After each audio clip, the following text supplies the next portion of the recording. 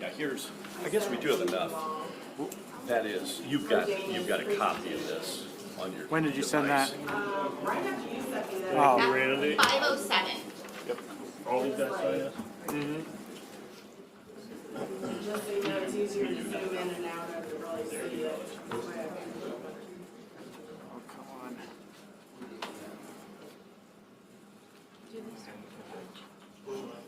No one sent it. All right. Yeah, I saw the thing on Finley. All clear? Yeah. Ah, there it is. All right. So this is the camera that's feeding Bryce, right? That one? This right here. Right here. All right. Right, and you'll be able to hear him across the speakers.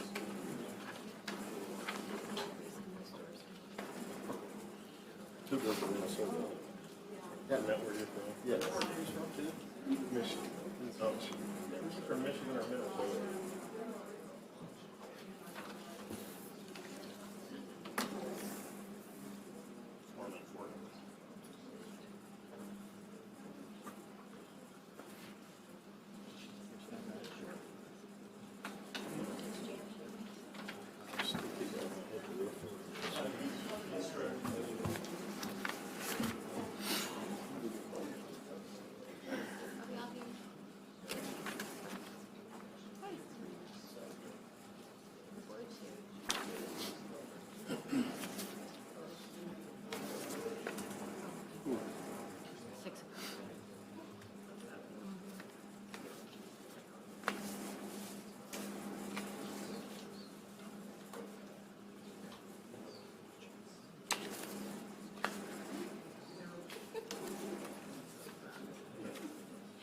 We've got a sixth grade girls basketball night.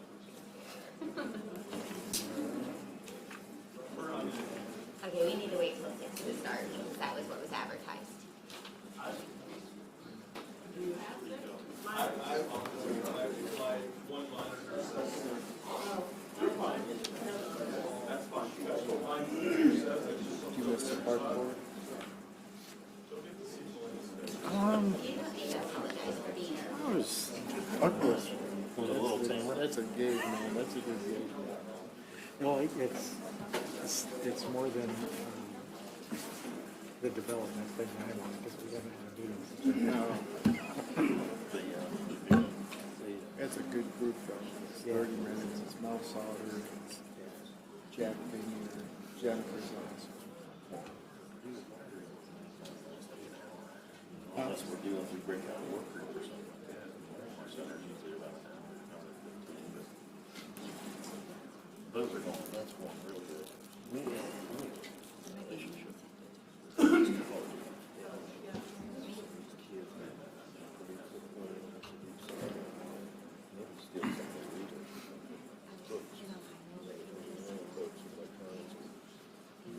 Built a little bridge where they come over doing stuff with the kids to get a place to do it. Yeah. At least that's my vision. I don't know.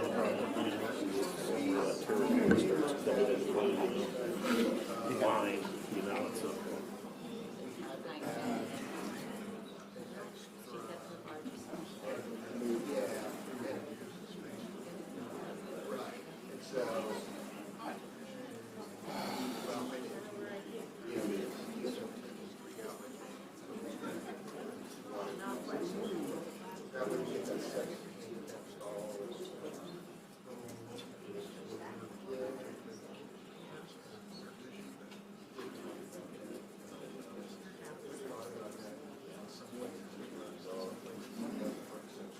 You understand this?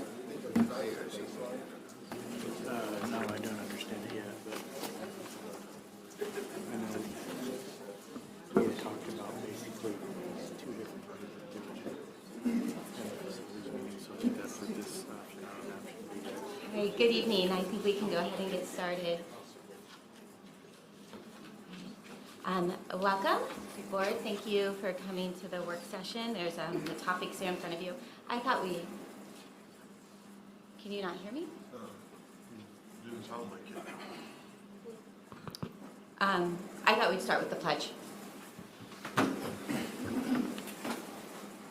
Pledge allegiance To the flag of the United States of America and to the republic for which it stands, one nation, under God, indivisible, with liberty and justice for all.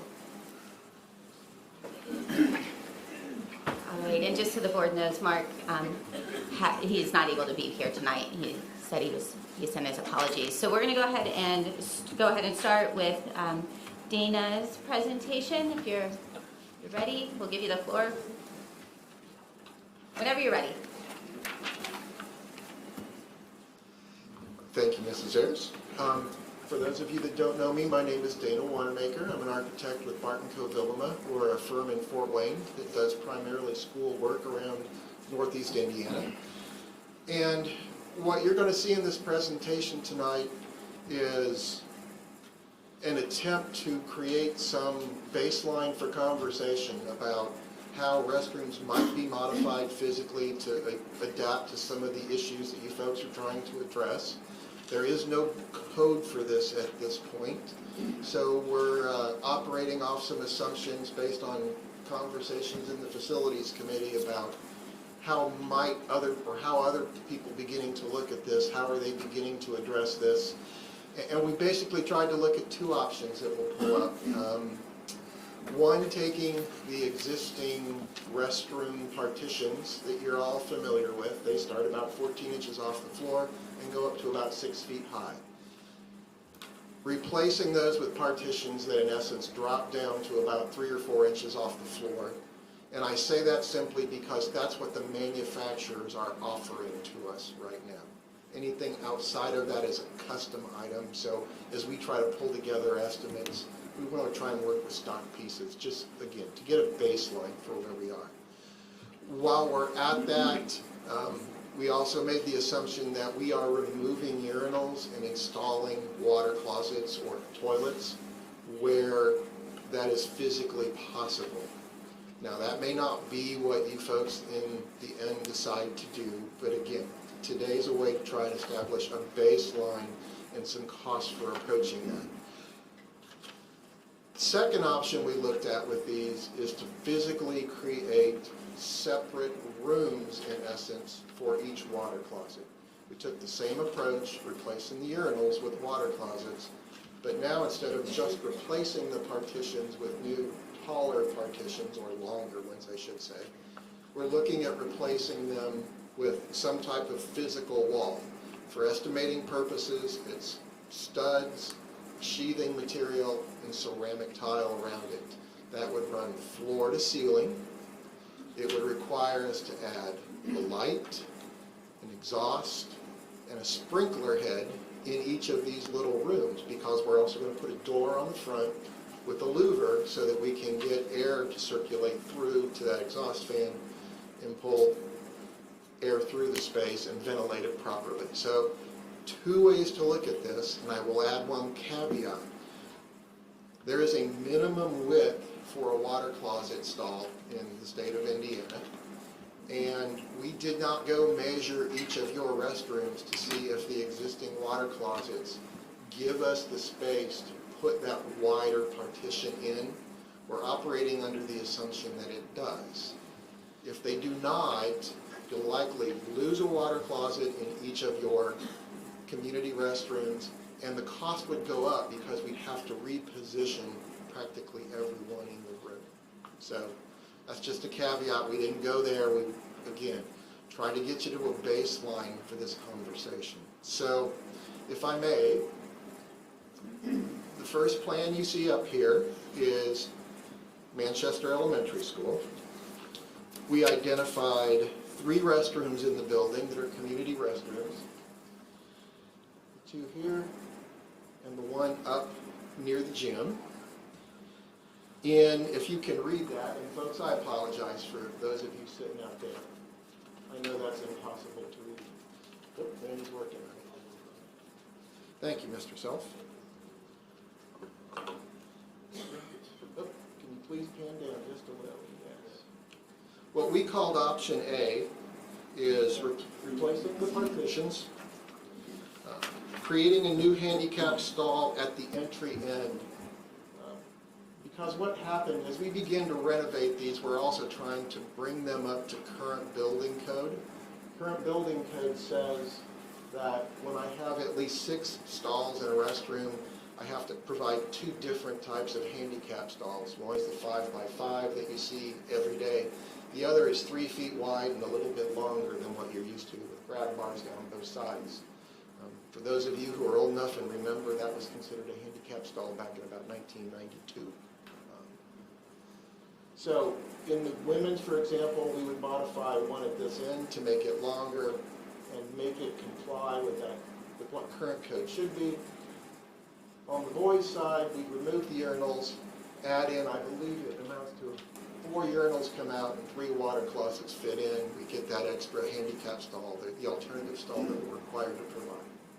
So that's what occurs inside that space in option A.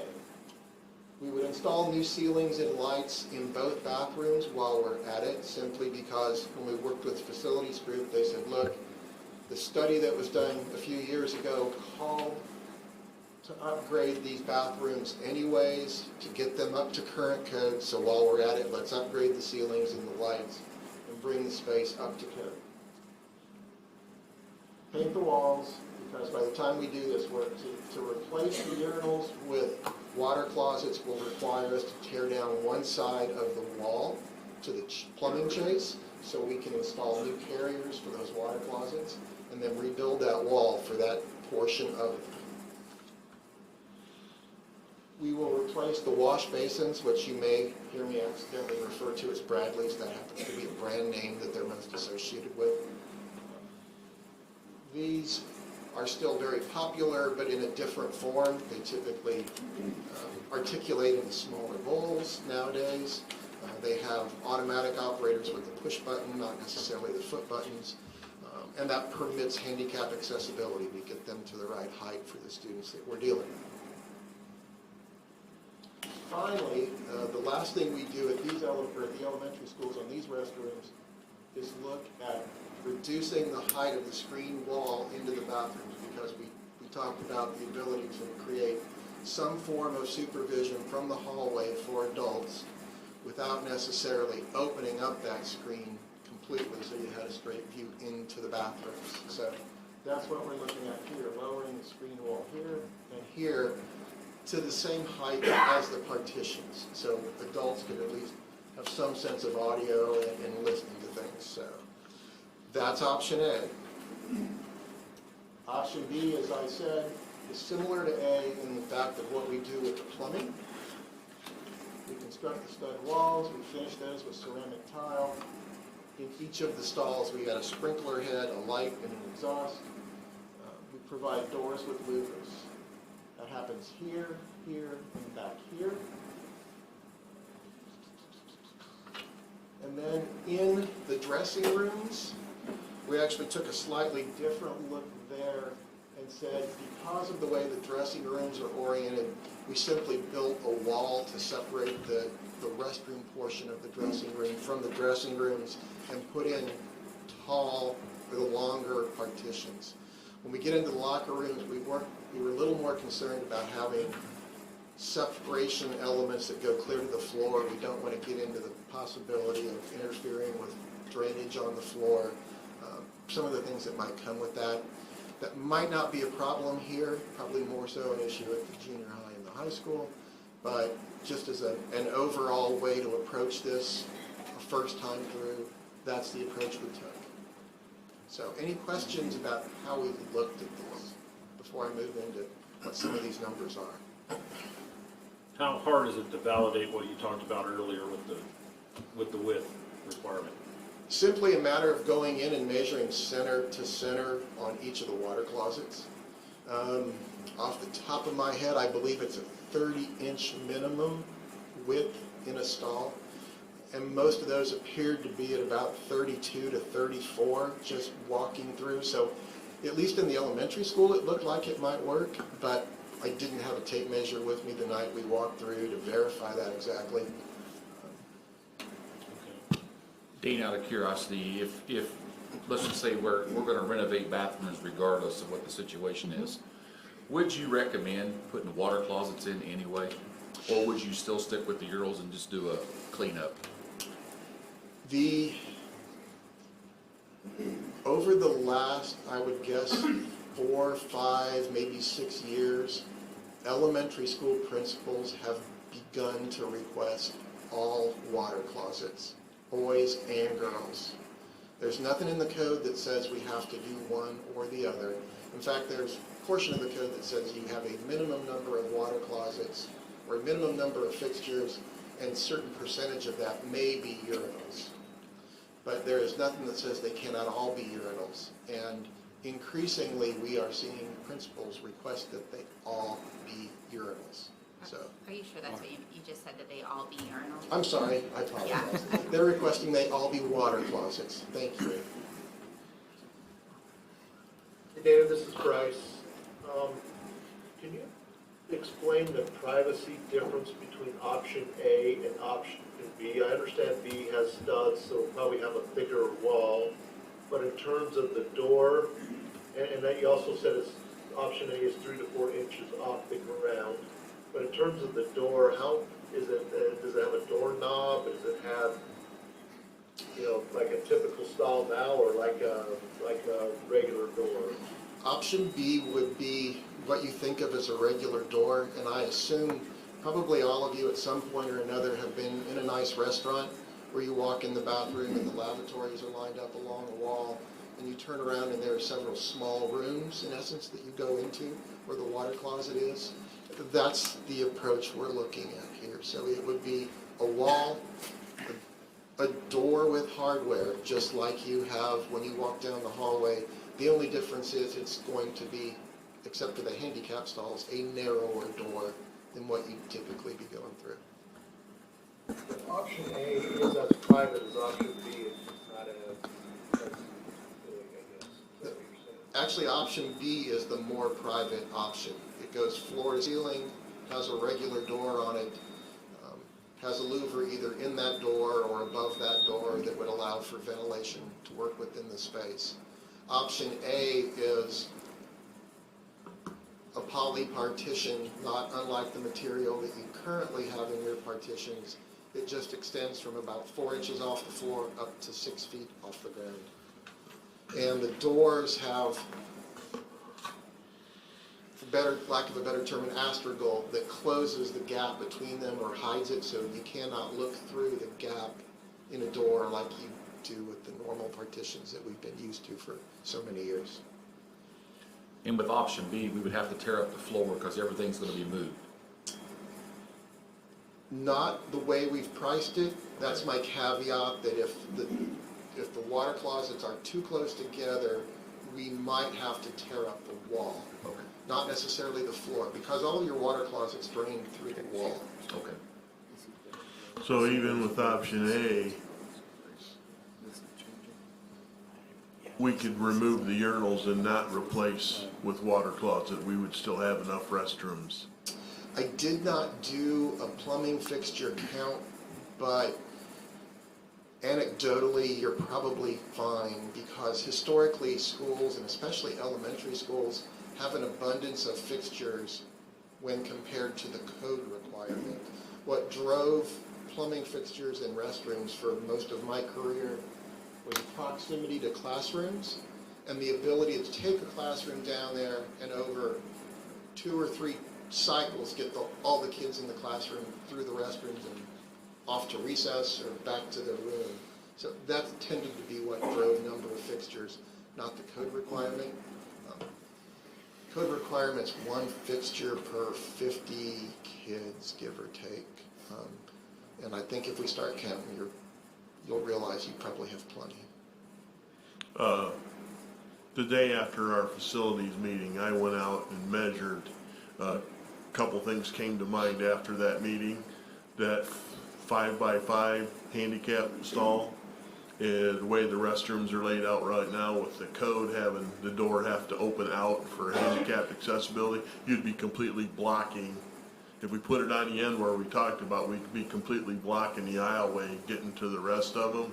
If we remove the 4 urinals and don't replace them, which saves us the money of tearing the wall apart, we could use the existing fixtures and just cap the urinals.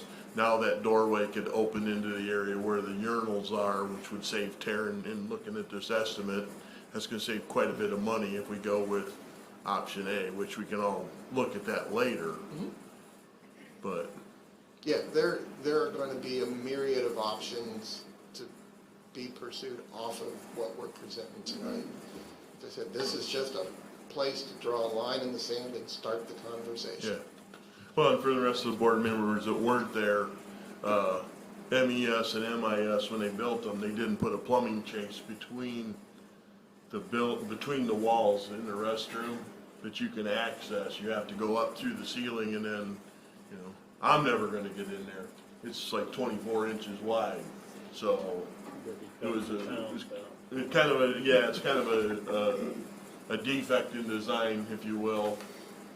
That, you know, so now you gotta tear the wall apart if you wanna change fixtures. So if we can eliminate changing fixtures, that saves us a lot of money. We don't have to tear the wall apart. Any other questions on the plan? Are these bulletproof, tornado-proof, anything like that? No, sir. Okay, just, how much work are you currently quoting in this area? Renovation of restrooms at schools. Related to restrooms in schools, honestly, you folks are pretty much it. They're specifically this issue. Okay. Now, I will say there, especially down around the Indianapolis area, new construction, I shouldn't just say there, also north too, we've got a couple folks. In new construction, they are trying to address this as part of a new build, but not as a renovation, for what that's worth. How, so you probably know the code better than I do. So ADA, this takes care of all the issues we have there? That would be our intention, yes. How is it that we designate one stall for handicap? Why don't they all have to be handicapped? Because somebody who wrote the building code said that. Okay, That's the best explanation I can give you. okay, just a question on that, thank you. To be perfectly honest, if we reflect simply on the federal law, the Americans with Disabilities Act, I only need one handicap restroom in the building as long as it's on a handicap pathway and everyone who uses your building has access to it.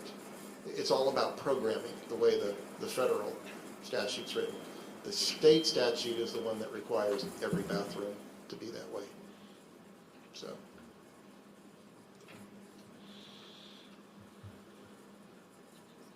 Any other questions on the plan?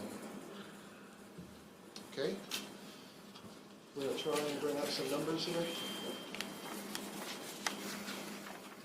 So again, these are pretty small, but any contractor in town that wants to argue about these numbers, that's fair game. That's why we put them out here for you, because it's just an estimate.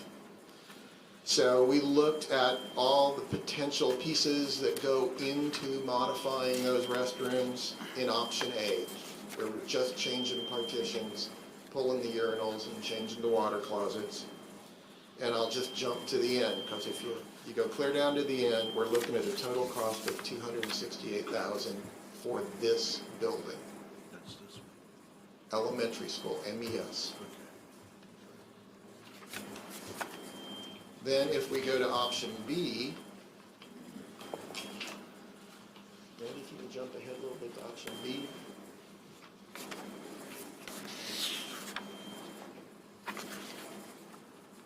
There's the 268, now here's B, and if you could go one more down, Randy, please. The next, one more screen. Option B jumps in considerably to $451. These are not inexpensive options, and part of the reason that some of these might look big is construction costs have, we've had some elements that have gone up as much as 30% in the last 2 years in our market. The Northeast Indiana market was underpriced for a number of years, and lately we've been making up for that. So we don't know how long that's going to keep up, but we're currently pricing or estimating new buildings at the $260 to $280 a square foot range, new schools. And it hasn't been that long ago, maybe 3 years, we were using $165 a square foot. So that's the kind of price inflation we're seeing, and we've not yet seen it begin to slow down.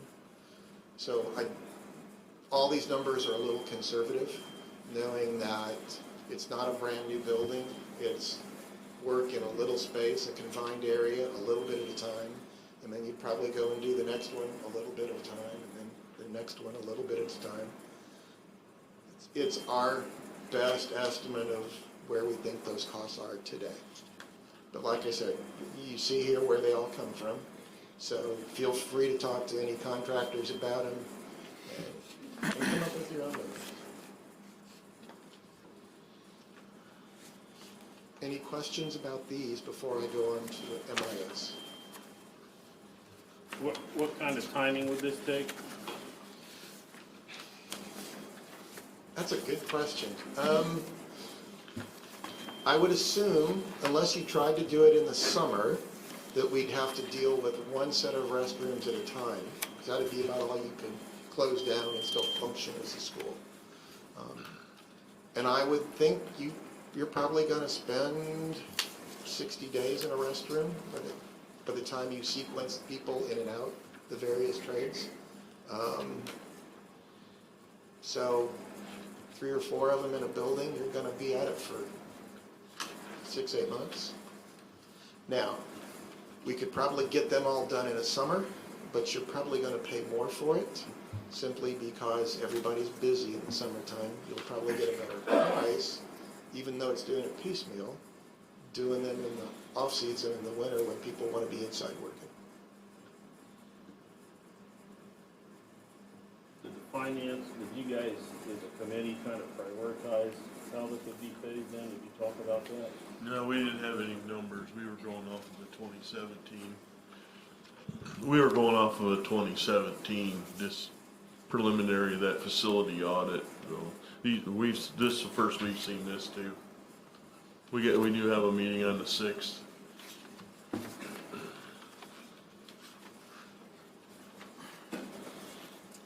Anything else with the numbers? Andy, hit the MIS, please.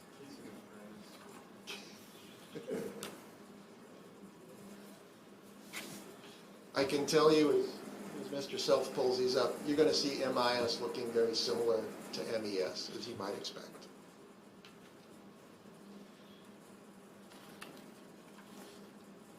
Notes basically read the same. The dressing rooms are a little different, but the same approach. So right now that you got that figured out, you want to jump ahead 2 screens? Yeah, right there. Option A, about $240,000, just a little bit less because the bathrooms are just a little smaller.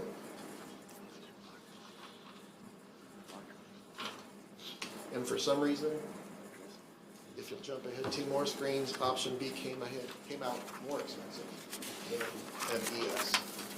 I'm not exactly sure why. I haven't taken the time to go back and look at that. That's just how the numbers work out.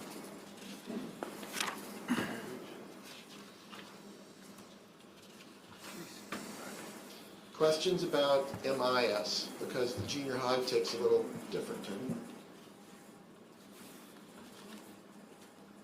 Okay, Andy, one more please.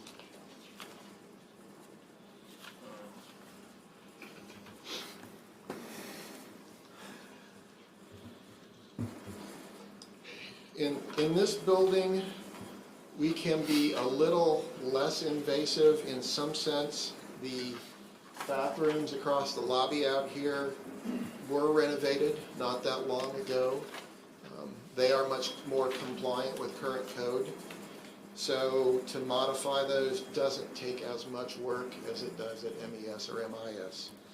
Also, we're not looking at updating the lavatories because you don't have wash basins here. You've already just got shiny fixtures.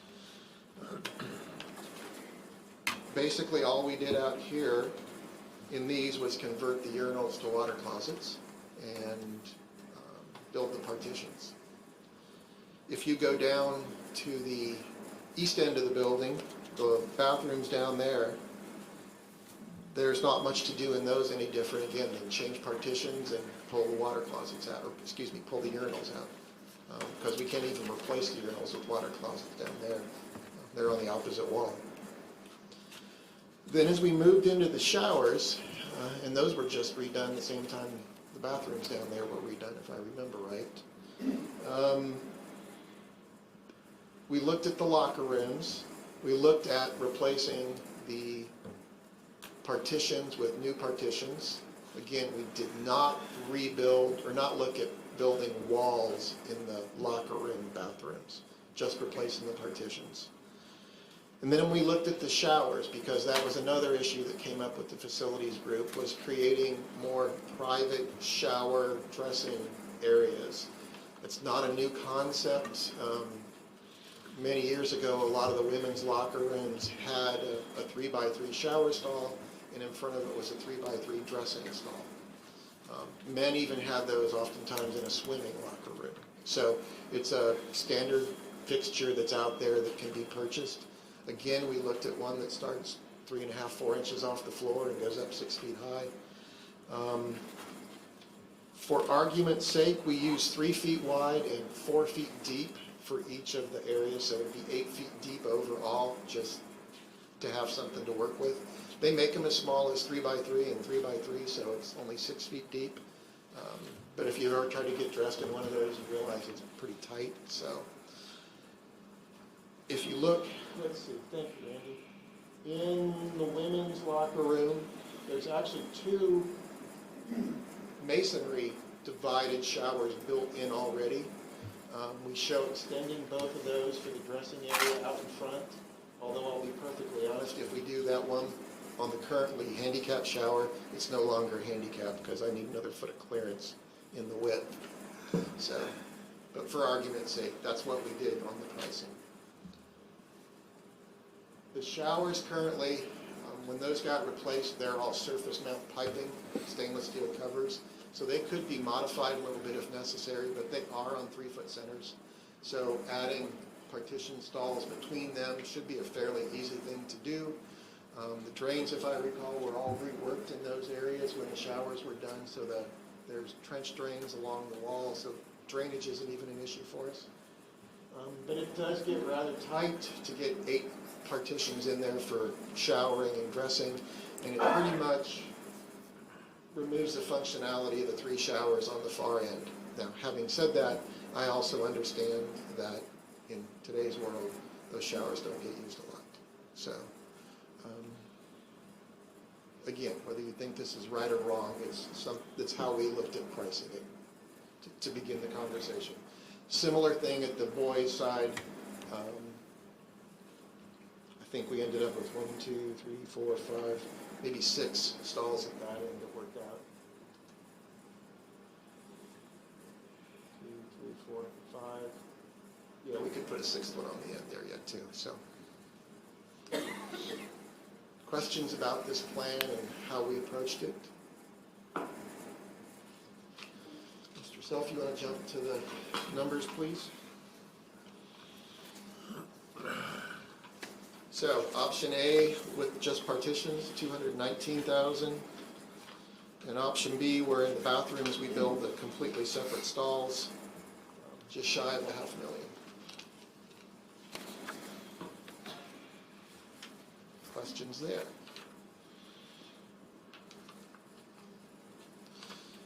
So you just made a statement. You called one end the boys and one end the girls.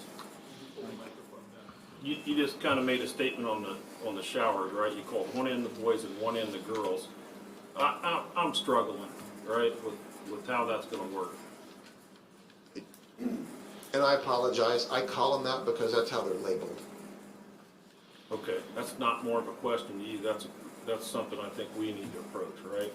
So just you know.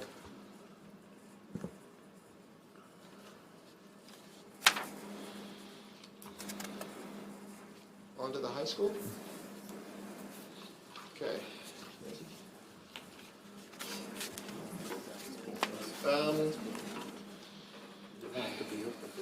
Why don't you start? Yeah. Start with thanks, I think so. I think you're fine. So the restrooms across from the fax lab, very similar to what you saw already in the bathrooms, not a whole lot different there. You want to hand down then, sir?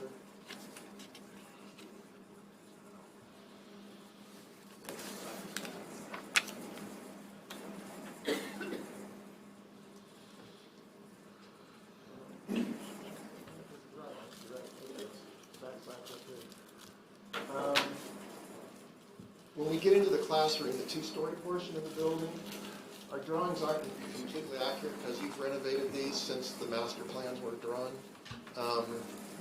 But we basically used these drawings as they were to price stall replacement, partition replacement. And I'll be honest, when you get into the boys' side or the side with the urinals, we can't replace those urinals with partitions because we remove the ability to get to the handicap stalls. The pathway between the lavatories and the partitions gets too narrow to meet requirements for code to get back to the handicap stall. So we literally just either leave the urinals in place or lose those fixtures. So What was the second part of that? when you look at the restroom that has the urinals, if we actually tried to replace those urinals with water closets and partitions, halfway between the partitions and the lavatories gets too narrow to meet handicap code. So we can't do that. So what we did was simply price removing the urinals. Just, I know that sounds silly, but because that was the assumption we made going in, we did that here too. Which one is that? Is that the one off the pack? You're in the main hall, the two-story classroom portion of the building on the front. Okay. You want to pan around the dressing rooms or the children rooms?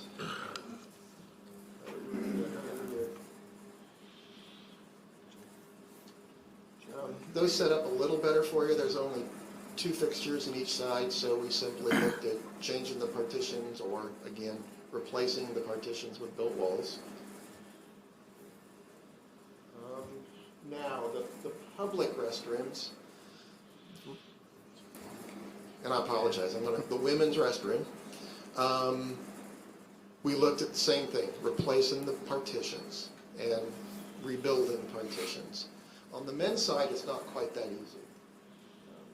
The configuration that creates that little separate space almost where the urinals are just is not conducive to anything with the water closet. So we literally would have to remove the current screen wall and extend this screen wall further into the space and even back a little bit so we can create a visual privacy screen.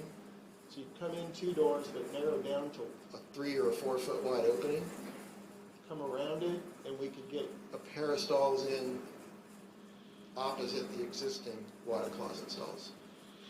Could that area be used for a family restroom or handicapped restroom, turn it into one stall? Possibly, assuming we could work out the line of sight issues for privacy.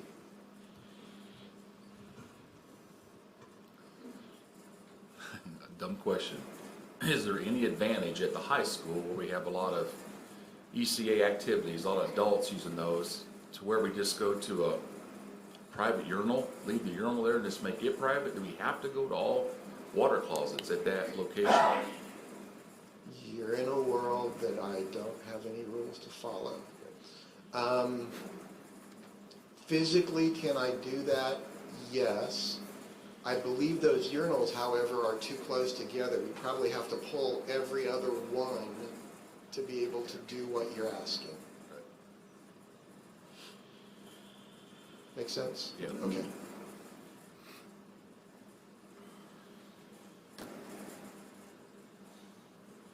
questions on that one? Is there code for when you're open to the public, like there with the pack, and for having a family restroom? Yes, current code requires at least one family restroom. I believe they even use that term. So it's a space big enough. It's nothing more than a lavatory and a water closet. We typically put a changing table in it. And we try to give it a little more room if we can for a parent with 2 or 3 kids to be able to get in there. Can they be dual purpose? Sure. Like a handicap stall and a family, kind of like a unisex? It would be a handicap if we have a family space, yes. Thank you.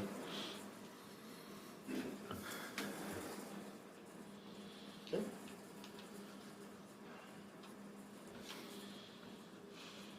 And now the locker rooms. What's currently the girls' locker room under the stands.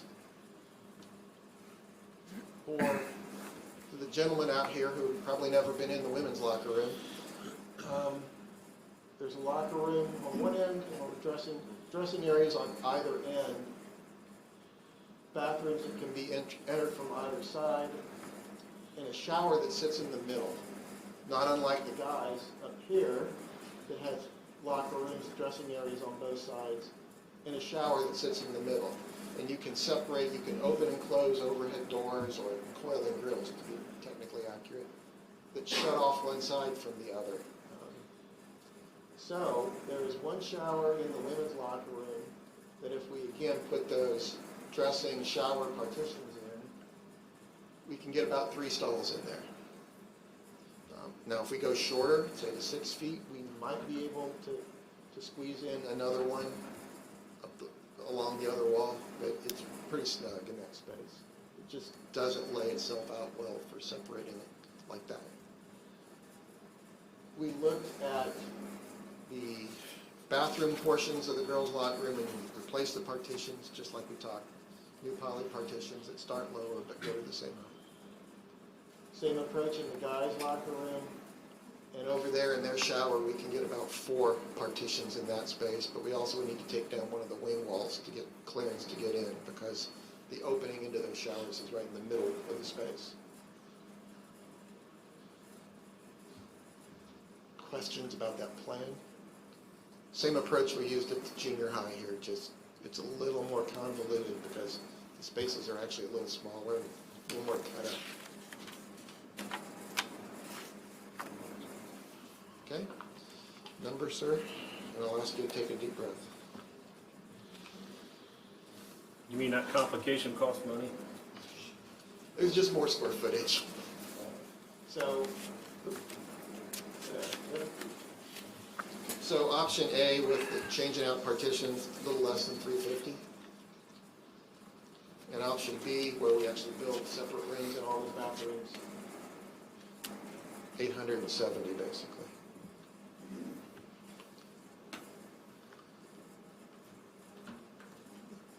Those, like I said, those are big numbers. They're open to argument. We're not going to get offended if somebody says they can do it for a couple hundred cheaper or cost a couple hundred more. There are other ways to address these issues. This is just a couple ways to look at it that the facilities committee discussed and said, please help us understand what we're looking at. So I'm open for questions, folks.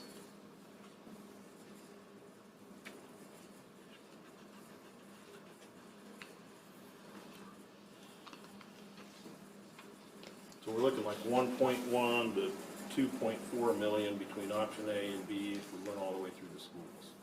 I can honestly tell you I didn't add them up, but that sounds probably about right.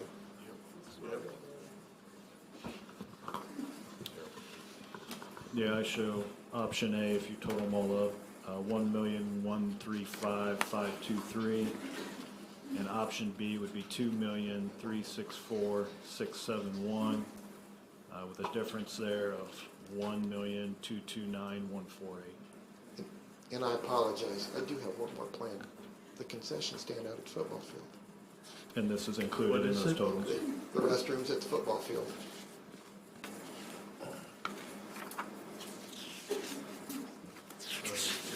We thought while we were at it, we also throw that one out for you. Again, now here we get to look at building floor to ceiling walls. We just looked at changing out partitions, pulling the urinals, changing those to water closets. Primarily because that building's out there, temperature goes down in the wintertime. I know you've had some issues on harsh winters with freezing out there and plumbing. We don't want to exacerbate that. So we just looked at changing the partitions. And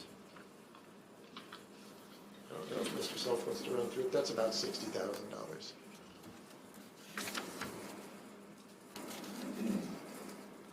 I apologize. I know as we were looking through it, we thought, wait a minute, there's one more building out here that has bathrooms.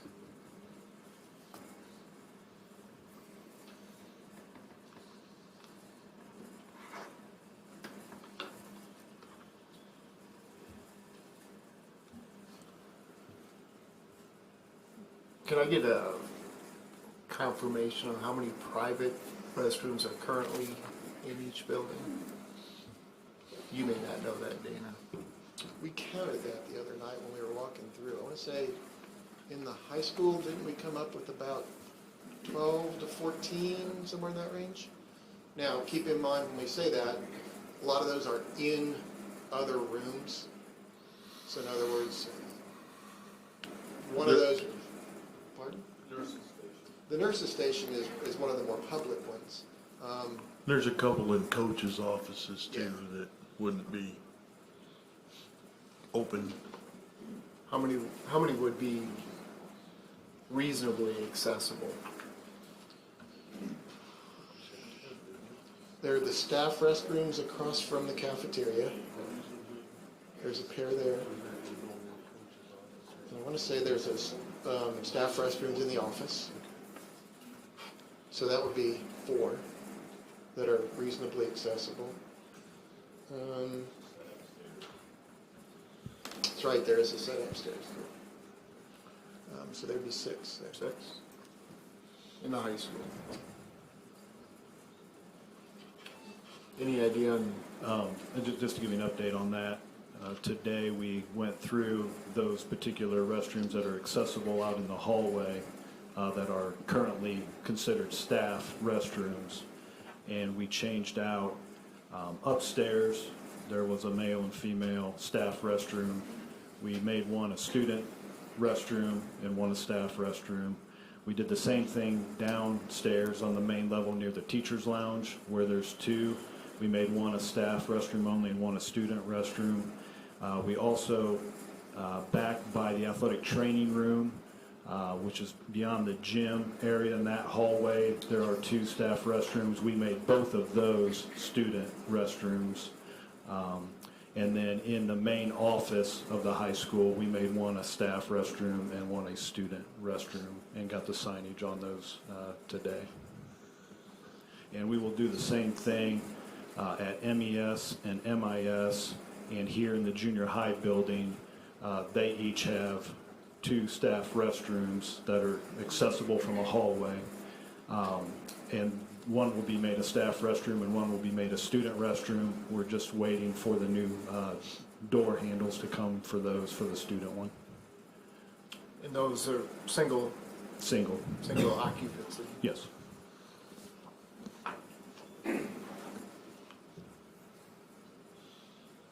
Do we know what the necessary capacity is at each school?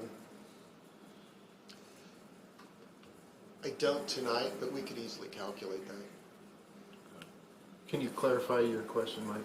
Like capacity for? Well, there's anything that says we need so many restrooms per 100 students or something, I don't know. So The building code gives us a fixture count per number of students. It doesn't tell us if they're supposed to be boys or girls, it just tells us a fixture count.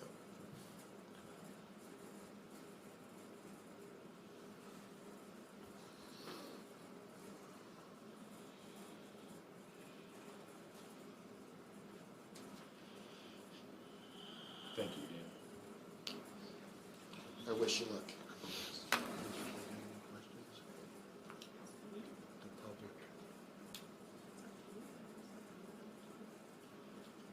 Anybody in the audience have any questions?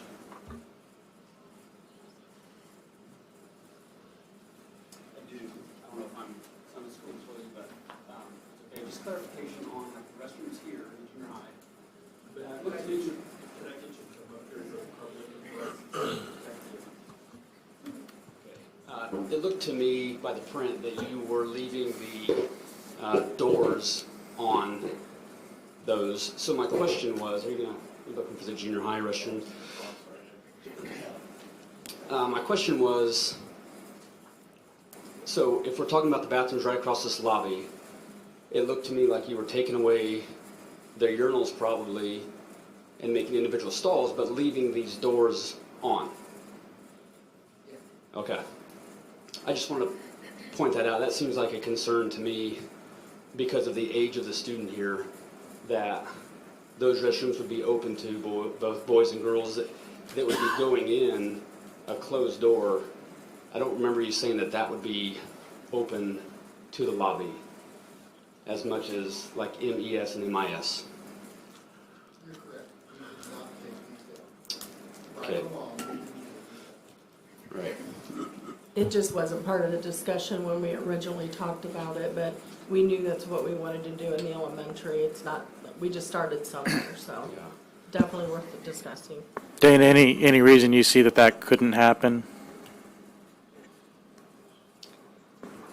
I don't believe that's a problem here because I don't think any of the walls support anything above, so I think they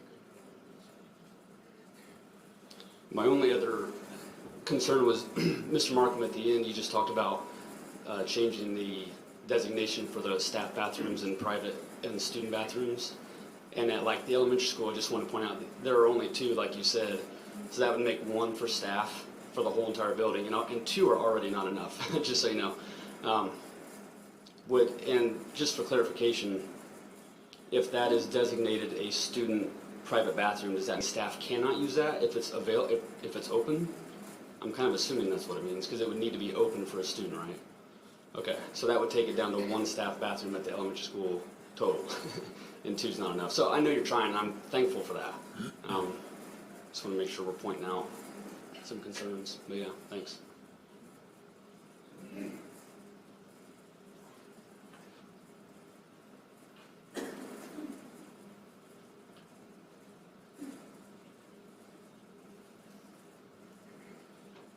So did we get any ancillary cost on like cameras or anything like that?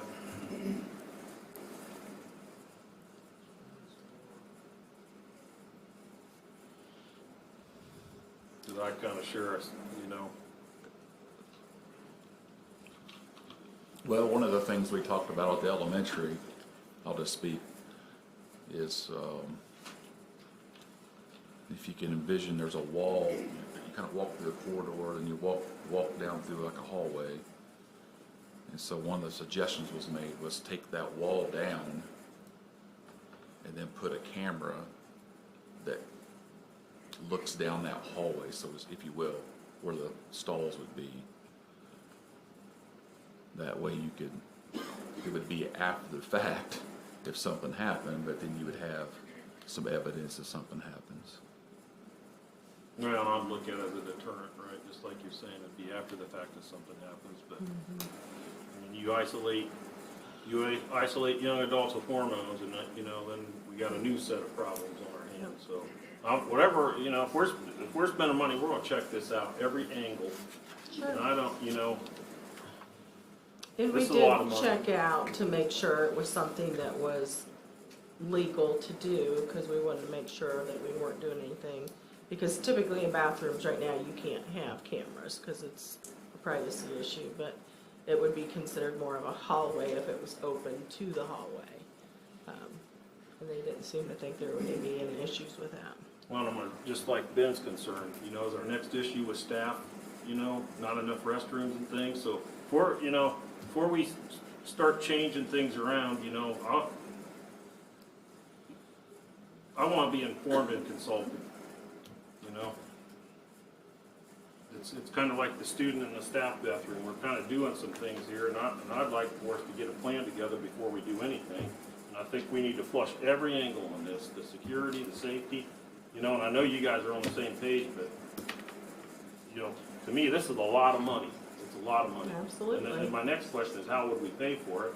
And the thing in my mind is, this is dollars not going into the classroom, they're going into the bathroom. That's the thing that bothers me the most. I just find this incredible, we can't find a solution between us. We're all adults, you know, I'm not sure what's happened, you know, between it. But to me, I just don't understand why we can't take one or two of these restrooms, call it universal, and start letting these kids make the choice of which restroom they're gonna go in, because eventually, they're gonna be running these schools, they're gonna be sitting on this board. I hope they got more love between them than everybody else kind of displays in this thing. And I did, you know, this just, I mean, it makes my head spin thinking about spending money like this on this, when it should, you know, we need simulations in the classroom, we spent, you know, we go from books to computers, okay, great, but where's the hands-on learning for the kids? So I've been on this board, we, you know, buy computers, buy software. Now we're talking about spending $2.4 million on changing a bunch of restrooms around. To me, I mean, I just can't understand why we can't sit down and talk and come up with a common solution and let, you know, these kids are gonna ultimately make decisions on social norms and things like that. And you know, you got two sets of, out here, we've got legal, we've got the board. I mean, I don't understand why we can't just take something and say, call it a universal restroom, and let these kids make the decision along with their parents which restroom. And I don't, how is inclusion through isolation? I just don't, I don't understand our whole approach on this, to be honest with you. You know, so we're going to isolate for inclusion when I just feel like you know, parents can parent and kids, you know, that they can make decisions with kids, and you know, I just feel like we're kind of trapped in the middle here, and we're talking, you know, $1.1 million to $2.4 million to change these things around. It just boggles my mind, you know. Someplace here, you know, we need to really sit down and have an open conversation, and there's got to be some other solution to this than changing all these restrooms. You know, I'm just going to say my piece right now. I mean, this. It just makes my head spin. I mean, it really does. So I'm, you know, I'm grateful for you, Dana, coming up, you know, you know, we need these numbers because we need to determine how to handle this, right? I mean, people are angry in the community, legislators are angry, you know, everybody's angry at us, but, you know, whatever we're gonna do, we gotta think this all the way through, and if we're spending this money, like I said, I don't care if somebody comes out of the sky down here and wants to go MCS, this solution better fit them. You know, and I'm still sitting here thinking, you know, I go back to legislation, okay, how do we discriminate against handicap? How is it that we just designate one stall for handicap? Why don't they all have to be handicapped if it's really inclusion? You know, there's got to be another solution to this. Mike, can I take a little nugget of maybe what I think you said in there? Would you be suggesting to take one restroom in each of the buildings and then let the students make a choice as opposed to revamping every restroom? Well, you're going to phase it in anyway, like that. And I don't know how that pleases anybody. If that's what I was talking about, like a universal restroom.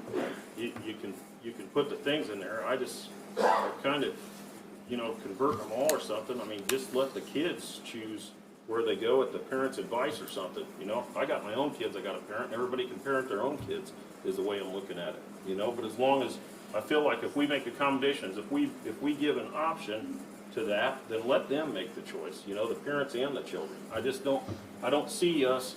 What we're doing here is we're saying inclusion, but we're isolating. And there's other and on the other side of my mind, there's other reasons, because that's why kids don't take showers, right? I mean, things have apparently changed where they're uncomfortable getting naked in front of each other or whatever's going on there. You know, it kind of bothers me, to be honest with you, that we're like that. And we put so much pressure on them. You know, the TV, they got to look perfect. They got to do this. You know, something's broke here is all I know. And I don't know that spending $1.1 to $2.4 million converting all the restrooms is something that I think is a real solution, to be honest with you. So I'm just going to state my piece tonight, you know, to the rest of the board and the public. I don't get this, you know. I just when people sit down and you have a conversation in good faith, I mean, we ought to be able to find a solution that pleases everybody in this thing without converting every one of these restrooms. I'm still confused about when a team shows up and so did they go? This whole thing confuses me. I mean, do we allow them, like, what locker room do they go to? the opposing team? Or can they go to both, or is that just a team Well, thing? there'd just be one event going on at a time, so it would be home and No, away. not really. I mean, Using a locker room at one time? yeah, you've got tennis, baseball, right? They go at the same time. Are they all using the locker room at the same time? I'm You asking, I gotta don't know. use something. You know, Jeremy? I guess what, please restate your question there. Would there be multiple teams using the locker rooms at the same time? Usually what has been done is, for example, if there's a boys' home basketball game, the visiting team would use the girls' locker room.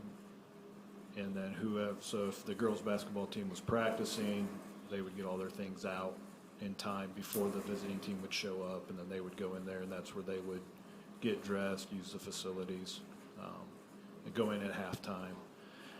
Football games, the visiting team has used the girls' locker room as well. I'm trying to think. Those are about the only teams that utilize locker rooms. Baseball teams come dressed, ready to play. Softball, tennis, golf does not use locker rooms. Cross-country teams come dressed, ready. So it's pretty much our own student athletes that would be using the locker rooms to get ready to either depart and go to an event or to stay here and compete.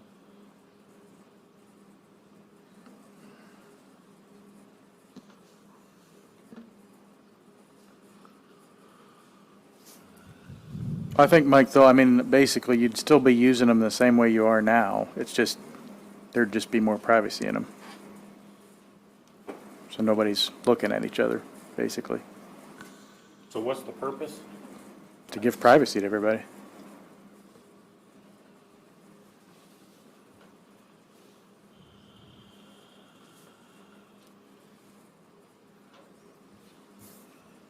Go ahead. It's a pretty hefty price tag. Yeah, it is, and, 2018, we paid for a climate audit. And the number one thing that was addressed in that climate audit was bullying. This project will address some of that because with the open hallways going to the restrooms, now that area is under surveillance. Privacy, if there's a modest child out there, it might be a heck of a point guard or a wrestler or whatever. If they don't have to deal with the nudity in the locker room, they may come out for a sport. Now, do I really want to spend $1 million fixing bathrooms? No, but in the facility audit from 2017, at that point, in 2 buildings, there was over $250,000 worth of ADA things that weren't in compliance. So I guess I'm kind of looking at this, whatever the board decides, and I think we can probably go through this and whittle down, get a little more specific with the committee, maybe whittle down the price some more. I really don't want to spend that much money fixing all that stuff, but if we can get $1.56 worth of value out of every dollar that we spend, then, and, looking down the road, if we end up being a genderless campus, so to speak, or gender neutral, I'm gonna step on my tongue here, using the wrong term, but, maybe we pick up some students when this happens somewhere else, because it will. It's not if, it's when it happens. So every kid that walks through the door is more money that grows our school district. So I kind of look at it, we can take the leap of faith right now and be proactive, or we can be reactive, and I don't like being reactive. I have a couple of things I would say, I agree it's a lot of money. There are ways we can have some money back. Mike had mentioned earlier about the showers, no one showers now. I would almost consider looking at just taking the showers out. And how much money would that save us? I don't know, we'd have to do the math there. saved is $10,000 a facility. I also think, I understand, Mike, where you're coming from, I really do. I was thinking about this today, and that it feels like we're being reactionary, and this is a lot of money to solve the issue that has risen now. And then I got thinking, can we look at it like an investment into NES, the MCS? Is this more of an investment for our future, that we can, in good faith, put this money there and build a model for all of our kids to come? I think what Dave said is true. I think, it will cut down on some of the bullying. I think the number one, I don't know this for sure, but in my own mind, the number one spot in bullying, at least when I was a kid, probably in the restroom. Let's knock some of that down to create a more safe environment. Couldn't we look at it as an investment into our future, also to some of the concerns that we have now? That makes me feel a little bit better about it. My 2 cents for where we are right now. So I just comment to that. Do these doors lock? The new ones? Well, the new door is locked, will they have like a deadbolt on them? Are you referring like the restrooms that Mr. Markham was talking about earlier, to those student restrooms? No, the modified, whatever you call them. Yeah, okay. So They would have some type of privacy latch on them, similar to a partition now that you latch a little deadbolt, so what keeps a kid from grabbing another kid and pulling him in there and locking the door? I think you have to have a key on there, just in case, you never know. Unlike a partition that you would get under to open, or literally you could kick in if you really had to, a door, even like your bedroom, has a privacy latch. You stick a pin in it and pop it open. So Well, I'm just addressing, if we say this is cutting down bullying, I'm trying to figure that out. Well, I think what we have to do is, if we take down, at least an MES or MIS, if you take down that partition with the hallway and see into the restroom, different times we may have to have a faculty monitor for every break. It sits there and not able to see the child use the restroom, but they can see the child go in and out of the restroom, out of the spot. I think there's ways that we may have to adjust our thinking that way and to prevent that. Because I thought the same thing, Mike, but we may have to have a monitor there on every break. Or the teacher follows the class to the restroom and they're standing outside.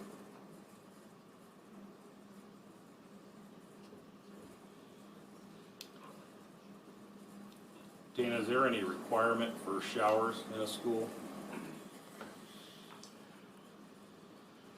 Do you have any idea? There used to be a requirement for showers in a locker room that was part of a Board of Health code that has since been allowed to expire. I'm not aware of a shower requirement, although there is a shower requirement, I believe, in the plumbing fixtures. Specifically where that has to be located, how it's placed, I'm not sure. It's not an issue I've had to deal with.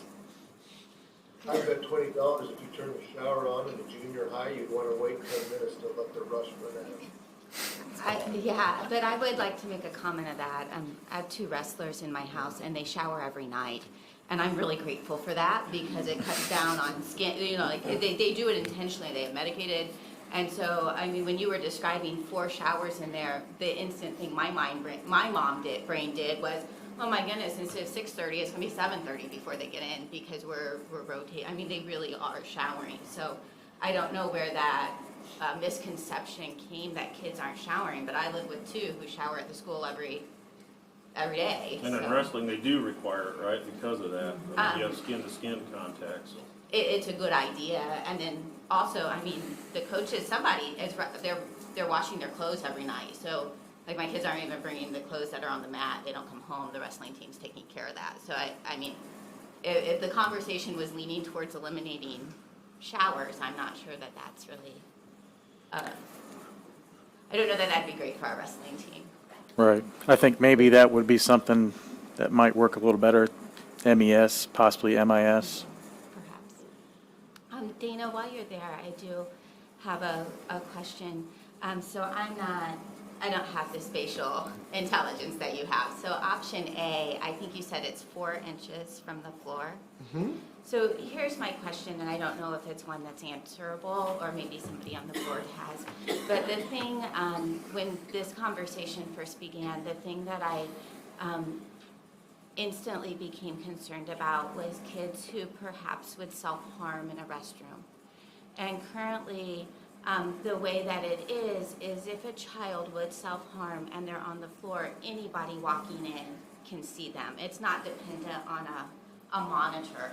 It's anyone who walks in. And I can't get my mind around if that 4 inches is enough to, if there's a child who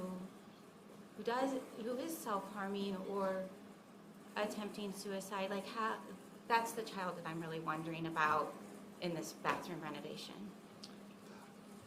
I honestly can't stand here and tell you if that's enough to be able to tell if a student has dropped to the floor or not. The only advantage you have is stalls are not grand spaces, so in theory they would be up against the edge, so you would hopefully see them, but that's just my speculation.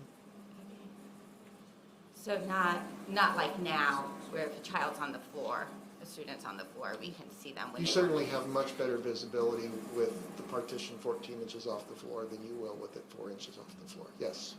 Is there, when I ask that question, is there anything that your mind thinks would be a solution to that, or would be a way to? I wish I had something, because I'd probably be rich if I did. Yeah. And then, Mr. Hensley, I wasn't quite sure if what you were saying was that we should leave all the restrooms as is now, and students can choose the restroom to use according to their identity and just their gender identity and not make any changes. Was that what you were proposing? No. Or were you proposing something?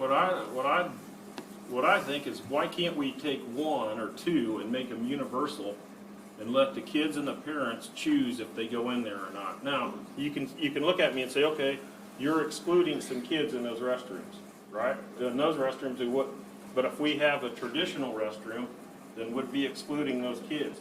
I'm still trying to wrap my head around, a lot of times, like, you want to solve something like this, you keep saying issue, what is the issue, right? I don't know that we properly defined what's really what people want or what it is. So to me, if we've got traditional restrooms, right? So social norms are changing, right? I mean, it's a fact of the country. Why can't we take 1 or 2 of these and do what Dana's saying and make them universal restrooms and let the kids and the parents make the option whether you go there? I don't know if that's discriminatory towards the kids that would go in the universal. I have a question about this. So you're saying the kids and the parents can determine whether they use a gender-neutral bathroom or a girls or boys I would bathroom? prefer Is that not what to even use I would say universal, whoever wants to use it, regardless of whatever else comes up, right? Okay, so then, I'm just trying to understand what you're saying. So in this scenario, what I think I hear you saying is that there would be some restrooms that you defined as traditional, which I think that would be a girls' restroom or a boys' restroom, men's or women's. And there'd be some restrooms that would be universal, that any gender can use. But what I'm asking is if there's a gender diverse student who is biologically a male and wants to use the girls' restroom, then. No, that's what I'm saying. I don't know. I'm not in people's minds, and I can't talk to people. So I have no idea if that would offend anybody, but I'd like to, I think at some point, these kids, the kids through their parents, I'm sure, the parents will tell them what to do, or they'll make their own decision, but, I don't know if that cuts it or not, but like converting every restroom, I felt like what Mr. France was saying and the ISBA attorney and the insurance attorney was if there's a bathroom that's men or women, girl or boy, that a child, like any student, can have the choice to use that according to their identity. And so you asked what the issue was, and I've really not used that word issue, but it seems to me that some in the community are concerned about gender diverse kids using restrooms that are different from their biological sex, and so I'm really trying to wrap my head around. What I'm saying is convert something to universal like he's saying. I don't know if we gotta do all of them, but it would be a start, and let the kids, through their parents or whatever, make the decision of what restroom they go in. If they wanna go into gender diverse or whatever you wanna call it, go into gender diverse. If you wanna go into traditional, I don't know how we can say everything's gonna be gender diverse and then we just blank out traditional for the parents that don't want their kids doing that. There's two sides to this. And again, what do I know about it, right? I mean, it's really the parents, there just has to be an open discussion.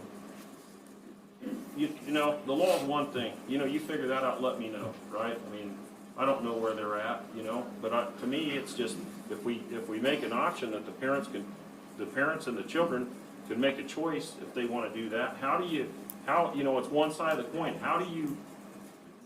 why do we have to spend all this money on the other side? Is it really inclusion through isolation? To me, that's what we're doing, right? We're kind of isolating. So there'll be a common area. I don't know.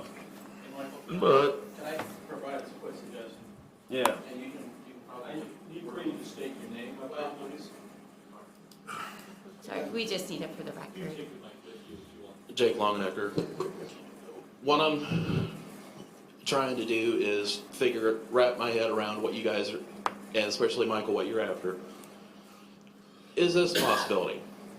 We've got 2 wash basins right here, right? Can these be moved, and I'll try to move out of the way, to the farthest point.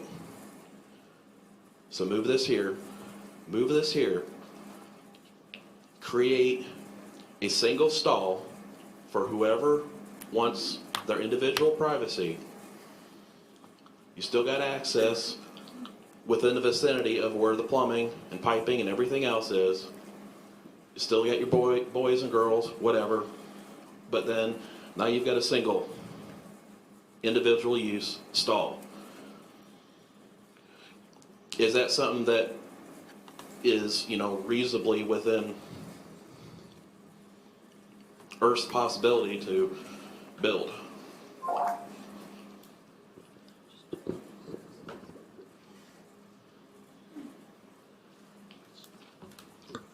If you move the wash basins out, without going over there with the tape measure and measuring it, I don't know, but graphically looking at it, it looks like there would be space to create what we would call a unisex or a family restroom in that space.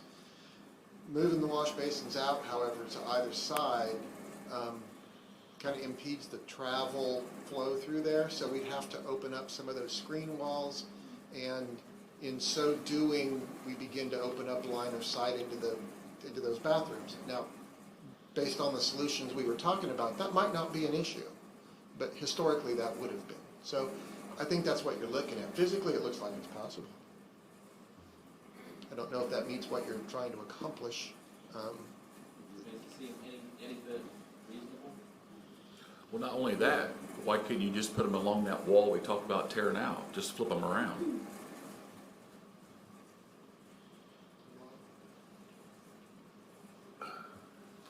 Yeah.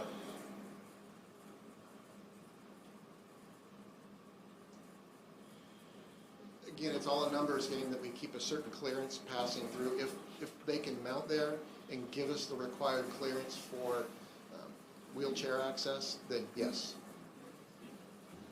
So,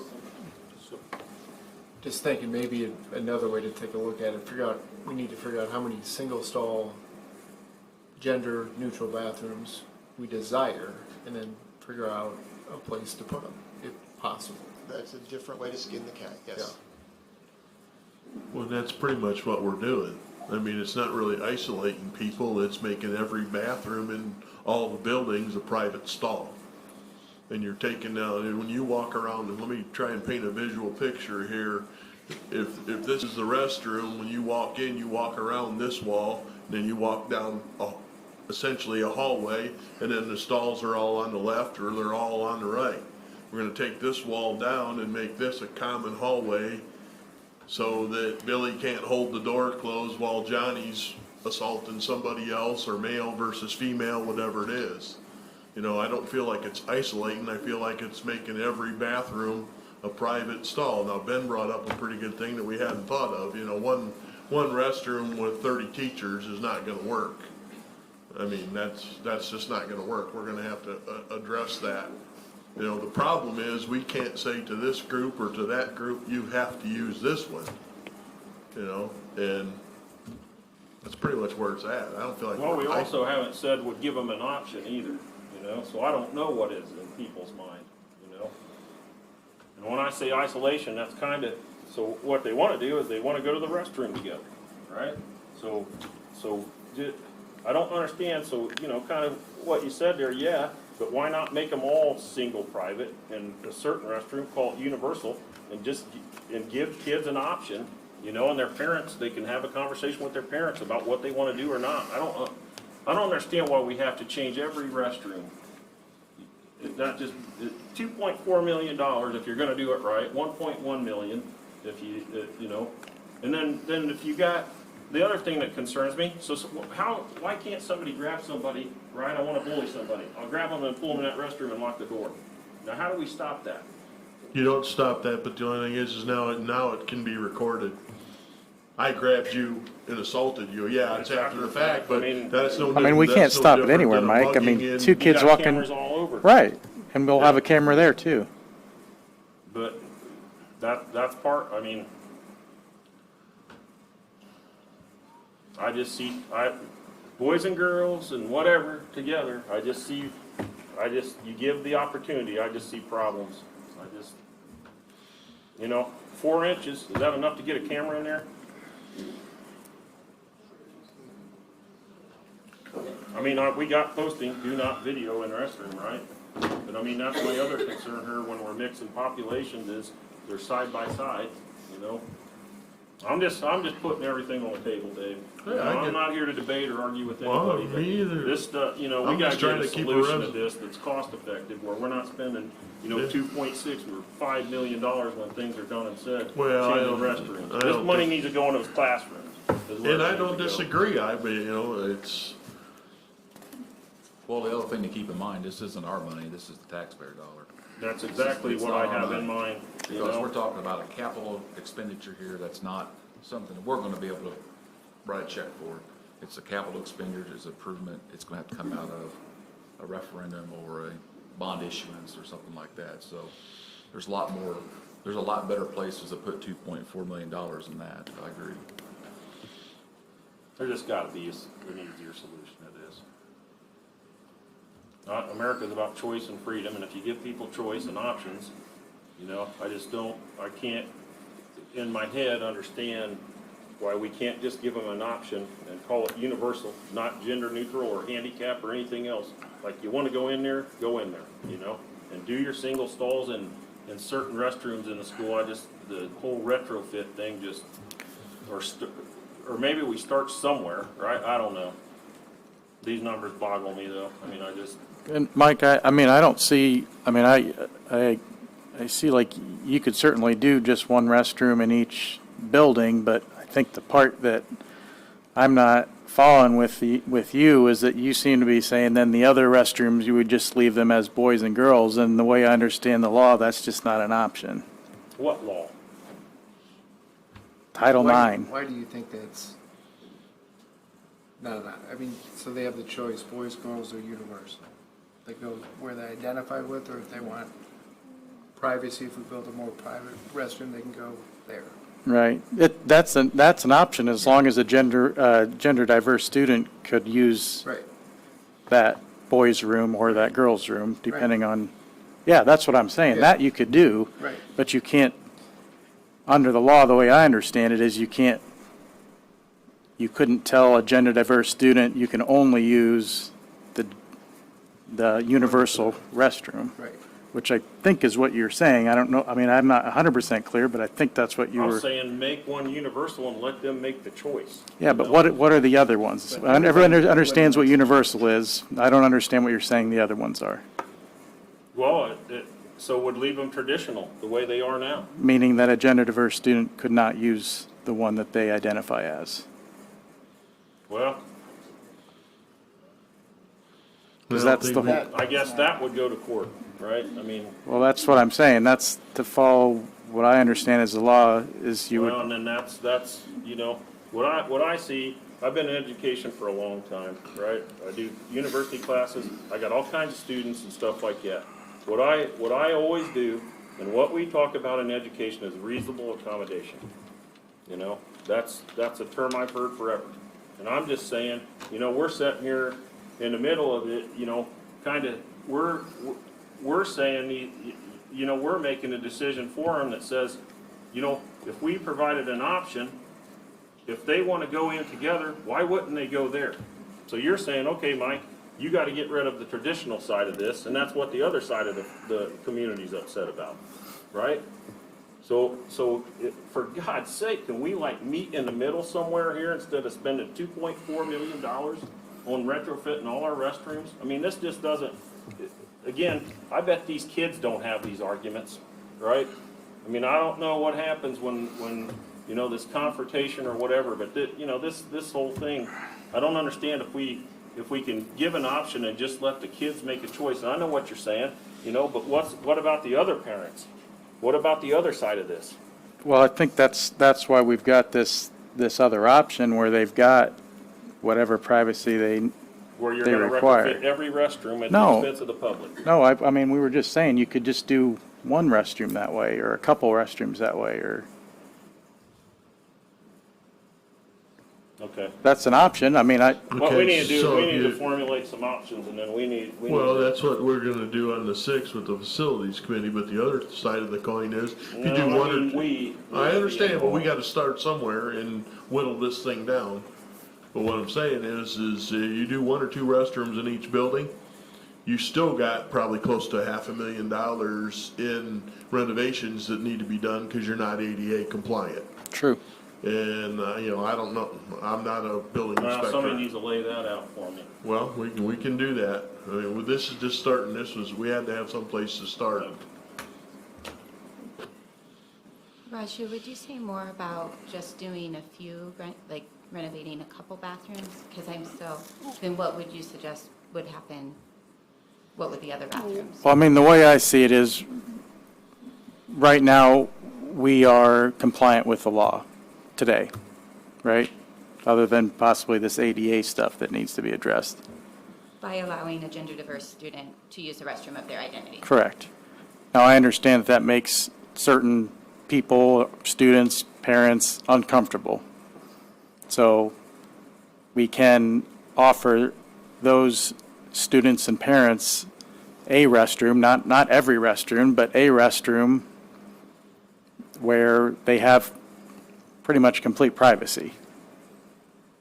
So that's all I'm saying. That's another option. Instead of doing every restroom, we could do that. Bingo.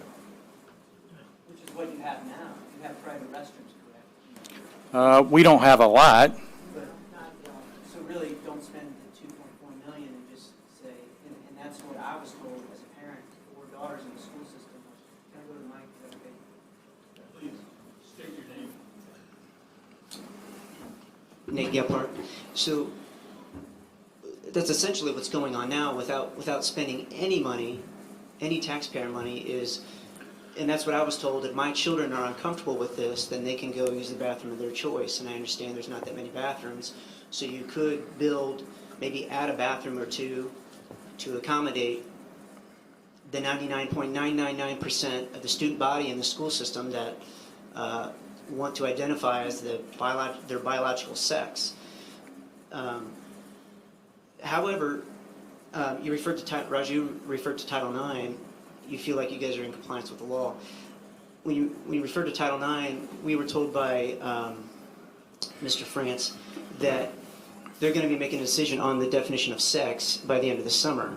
Don't you think it would be wise to wait before we jump in and start swinging hammers and signing contracts, that we wait a little bit, because if the Supreme Court says, hey, the term sex in Title IX actually refers to biological sex from 1972, that's how it was written, then wouldn't it be a waste of taxpayer money to spend all this money and time on these bathroom projects, which we would have to cross that bridge when we get there. If they do refer to Title IX as biological sex and not what you identify as or sexual orientation, then that's my point.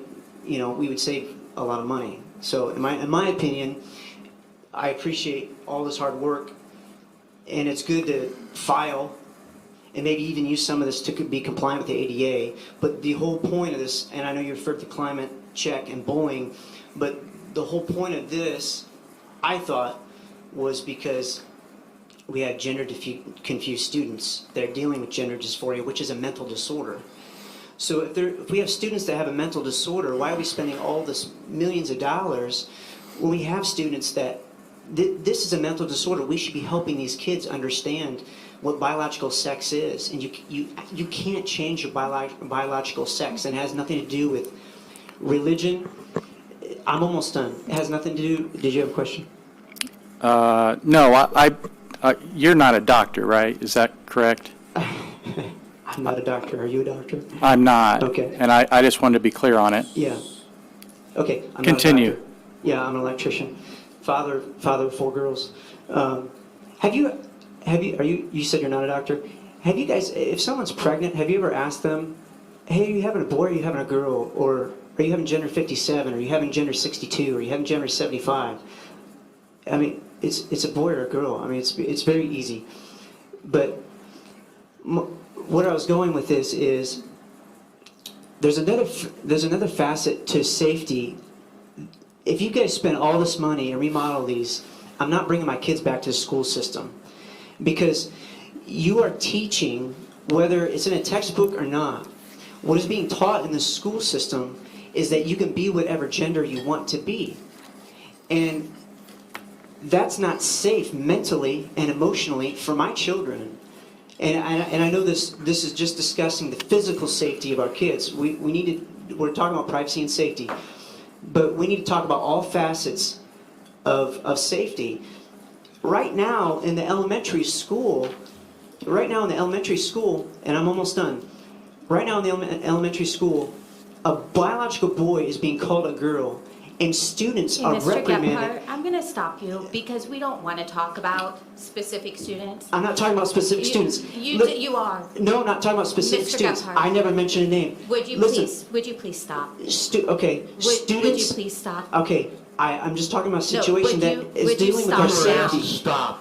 I'm dealing with safety. No, Mr. Gephardt. you're confusing the issue. We're talking about renovations and you're stating personal opinions. Now, we've asked you to stop. Needs to stop. I don't want to hear it. Just, here we go again, all right? It's all about confrontation. So Nate, I think you're a good guy, right? You've got your opinion and other people have their opinion, and there's the thing that's hard for me is there's a separation between church and state, right? And so this Title IX, Title VII, I'm just gonna be honest with you. Like, I have no faith in legislation ever doing anything to legislate morality and behavior.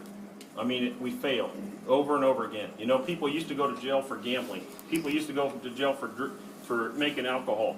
You know, marijuana. You know, you name it. Now the state's the biggest gambler we have, right? So all I'm doing here, I understand your viewpoint. I understand other people's viewpoint. What I'm saying is, man, can't we like come off of our positions a little bit and just try to find some middle ground where we can work through this together, like as a community? Because nobody, the Supreme Court, legislation in Indianapolis, even at the county level, this is where I was born and raised for 54 years, and I've sat here and I've watched things happen in the school system. That's why I got on the school board, right? Then we got this referendum, the yes, no, the community going at each other. Now here we are, we're going at each other again. I mean, maybe I'll get in trouble for saying this, but, that's not the expectation, right? Love is love. And so I got a problem with some of this because, and it's internal to me, is because, I guess I gotta watch what I say, in certain terms, but, there's somebody that I respect greatly in a book somewhere. I'll just put it that way, right?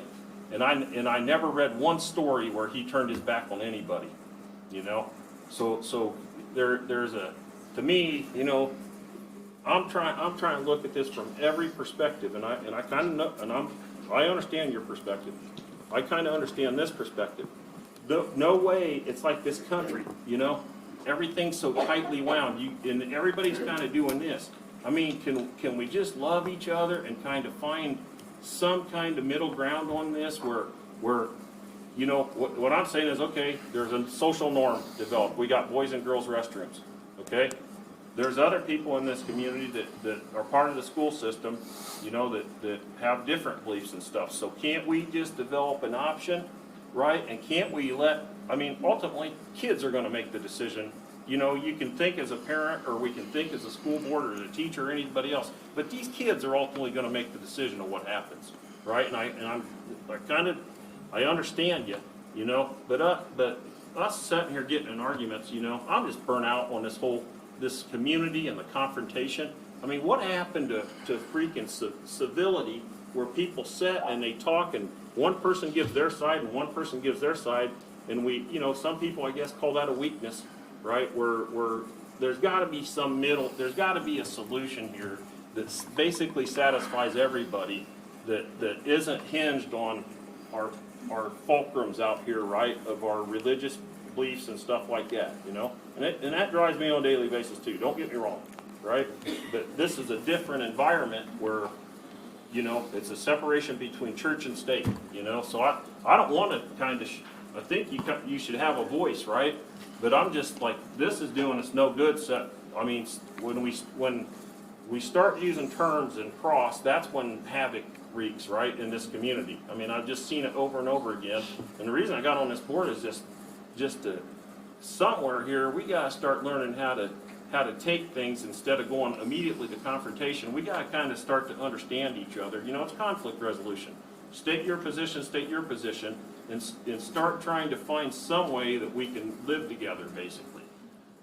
So I know, I understand what you're saying, right? But you can't, like, one of the problems here is you're kind of using terms that's going to be offensive, right? And then that way, so just, I really don't want you to have to be quiet and stuff like that, but, The truth is the truth. There is no religion about it. It's just science. Okay. We got your viewpoint. Is anybody from the board, you got more conversation about this, or thoughts about the restrooms? I think To me, Dean is it's still about here. security. You guys all know I got 5 granddaughters, and, what if they were part of that community? And that's not the right way to say it, I'm gonna step on my tongue here. But I feel like as a board, this member of the board feels like we have to ensure the security for everybody. It doesn't matter if it's 1% and 99 or 49 and 51, it doesn't matter. We had the climate audit that identified bullying as the #1 thing in all four buildings. Do I want to spend $1 million fixing bathrooms? No, I don't. But moving forward, ADA, improving security, cutting down on areas for bullying, if we can whittle this price down, I'm not in favor of the 2x4 walls and all that. I think that's going way over the hill there. But for me, it's about security. I'm not gonna get into this side versus this side. I'm trying to stay in the middle of the road and ensure security and safety for every kid. I'm not getting into this side and this side. I would just make a comment. I'd like the facilities committee to take what I think Raju and Mike are saying and maybe choose a first of all, determine if more single-stall bathrooms are necessary, which I can see perhaps they might not be in the high school, and then pick one of the current facilities that could be renovated to create a more private. And I think generally everybody would appreciate a little more privacy in the restroom. We can accommodate some of the ADA issues we currently have and use that as a starting point.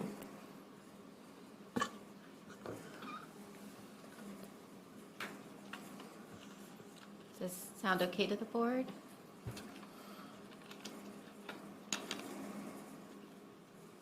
I agree with Rick. I think the facilities committee needs to take this, Dave said, and do what they can, whittle it down, and come back with a couple of proposals. I don't think we need to get in a big hurry here. I think we need to do the right thing, make sure that we're comfortable. And again, I appreciate the community's support and the outreach, and maybe we need to come up with some options. We need to continue to have these work meetings where we know exactly where everybody stands. Maybe put a few community members on something. But I trust the facilities committee to take it, bring it, bring another few options and whittle down what they can, and I think it's worth it.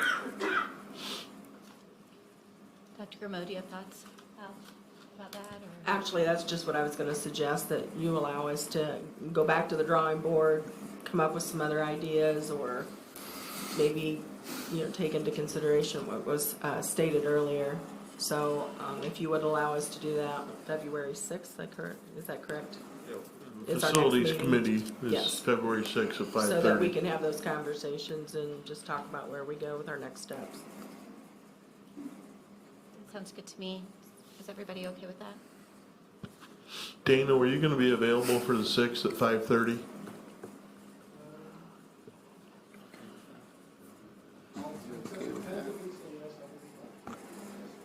Thank you. Oh, I'm sorry. No, I it's didn't fine. see I'm you. just trying to be Message patient. message. It's okay. Yeah. Go ahead. Oh, thank you. I would love to stand up right now and stretch a little bit. Hi, I'm Chris Metzger. First of all, I just want to thank you all. I know you're in a position where you feel like between a rock and a hard place, and you could easily just say, okay, I'm done, and just step away from your position. So thank you for hanging in there. My question is will there be a policy eventually concerning this prior to going through renovation with reference to diversified students using whatever facility, should there not be a policy specifically in place? My next question would be, if the dollar amount has to go to a certain limit and it leads to referendum, what then do you do if the public decides to vote no? Those are just some things to consider that has come to my mind. Thanks. Thank you. What's the number for referendum? You guys know? I think we can do 5.71 per building right now, which, yeah, Okay. we wouldn't even probably even entertain a referendum.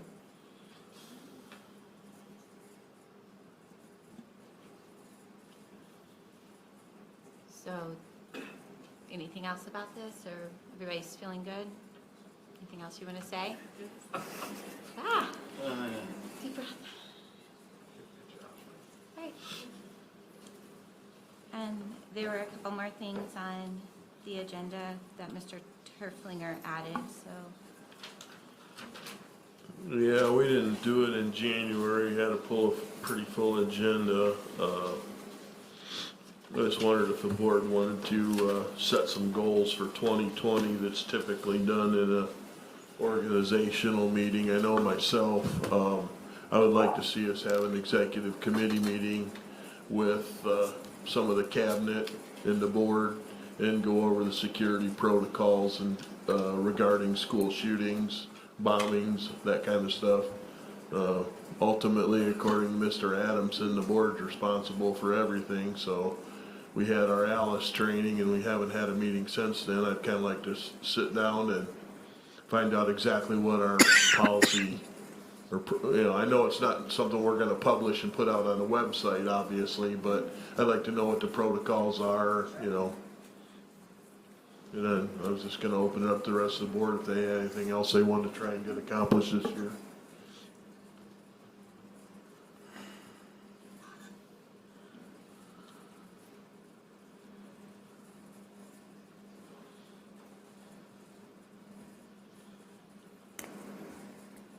Anybody have anything? Grow student enrollment. Grow student enrollment. Well, in commenting on board goals, typically that's done while we're doing an evaluation with the superintendent. Those board goals and superintendent goals usually go hand in hand. And so it's not really fair to come up with board goals without talking to the superintendent with her goals and be sure we have a direction of what we're going. I guess that could be, we can talk about that. I would also encourage you too, that you have the strategic plan in process, and there's probably gonna be some goals that come out of that. I can probably about guarantee you that safety and security and some things like that, that they're not thinking of, but we do from our end. So I really would encourage you to kind of, I know March is still a ways off and they're gonna come through with their recommendations, but I feel like what I do know, there's some really good things that are gonna be coming out of that, and you're gonna wanna piggyback off of that. I certainly don't see any reason why we couldn't review security protocol and bring in the admin team and tell you what we have been doing thus far into the school year, and you might have some things to add to it. But I know there's going to be some other things that are going to come out of what the strategic plan is going to be presented. So just encourage you to kind of think through that.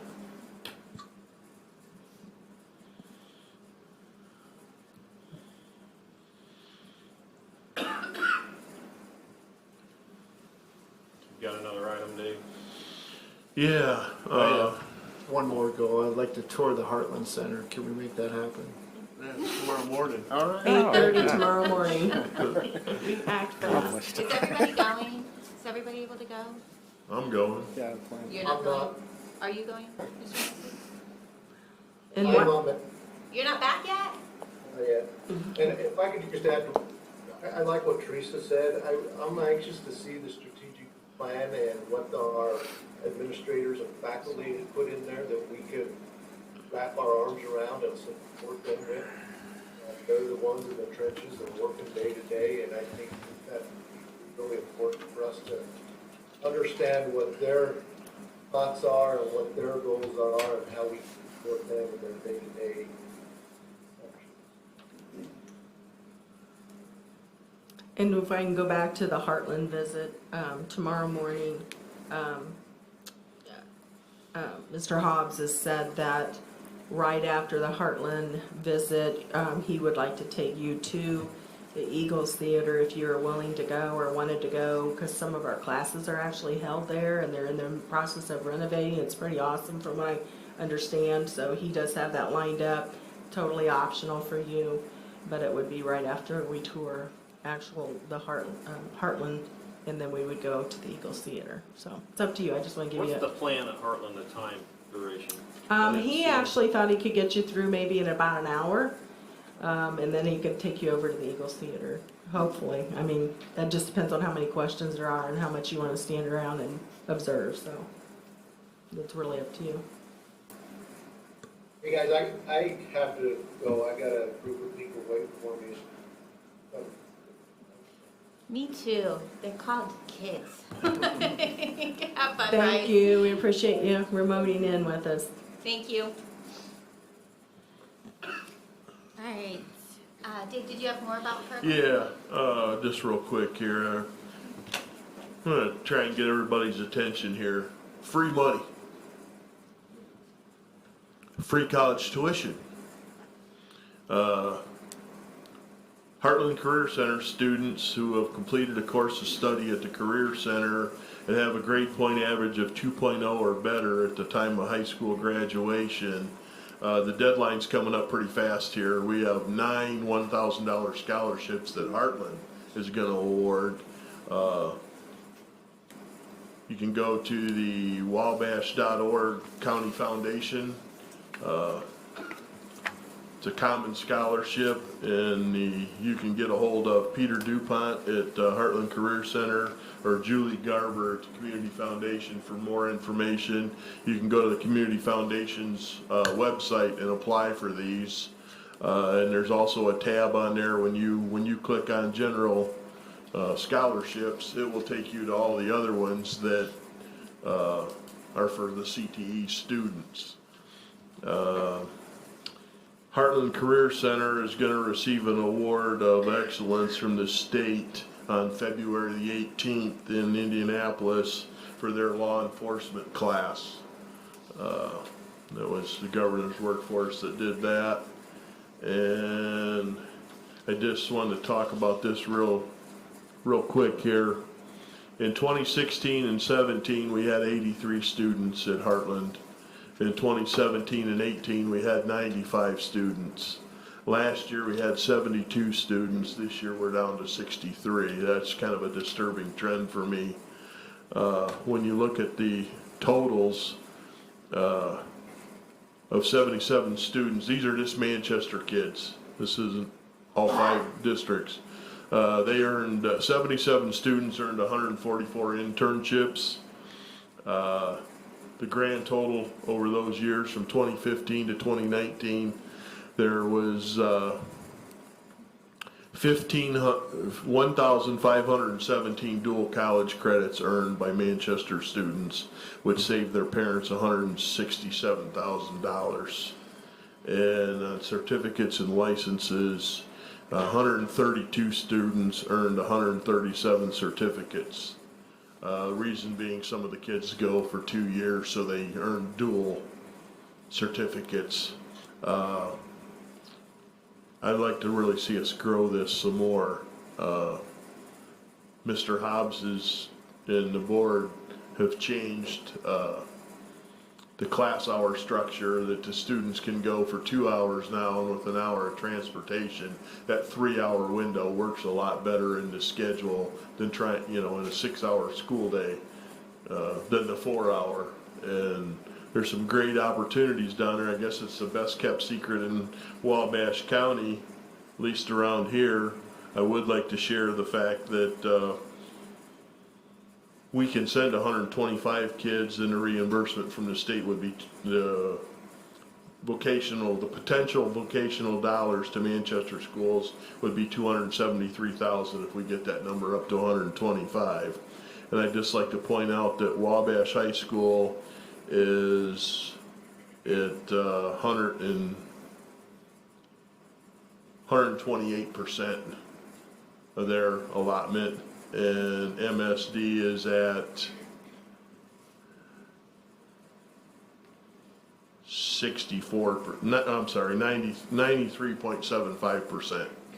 So we got 2 high schools in the county that are maxing out, and we have 2 that aren't part of the project, Oak Hill and White's, who are sending kids because we're not sending all ours. So, your kids can go to Heartland and they can still go to college, and the college can be free, at least the first year. So, look forward to the board seeing what's available down there tomorrow. Thanks for organizing that for us. Before we go, I was wondering if we could set the February work session date, and then also if we could set an executive session date to talk about Teresa's evaluation. So maybe those two things. If we're looking at the 4th week, the Monday works well for Mr. France. And we should have caught Bryce before he left.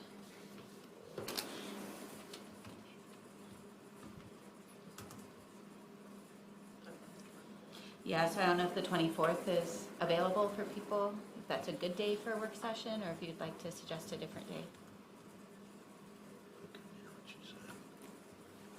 Monday, the 24th, February 24th, For, a work That's good. session.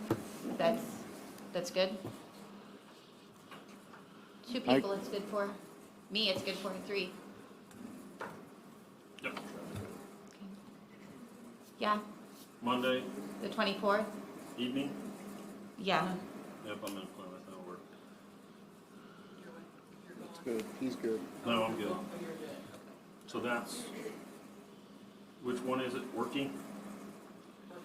Yeah, do we still want, I was under the impression we wanted one every month. Is that, I thought we were gonna talk about setting it for the same for every month, like the second and the fourth Tuesdays, or, but the 24th is a Monday. I'm good with may I suggest we schedule the 24th and cancel if it's not needed. We did, it was a conversation that we keep it on the Tuesdays, but it's helpful if we look for openings. yeah, I'm sorry. I thought there was a board member, and I don't remember who. I thought there was a board member that said Tuesdays wasn't a good day. But maybe I'm mistaken. I think that was you before we moved the meeting time, wasn't it? Yeah, Tuesdays is hard for me at 5:30, it's fine at 6. Okay, so then that was my misassumption. I'm sorry about that. I couldn't even remember who it was. I just had it in my head that it wasn't a good one.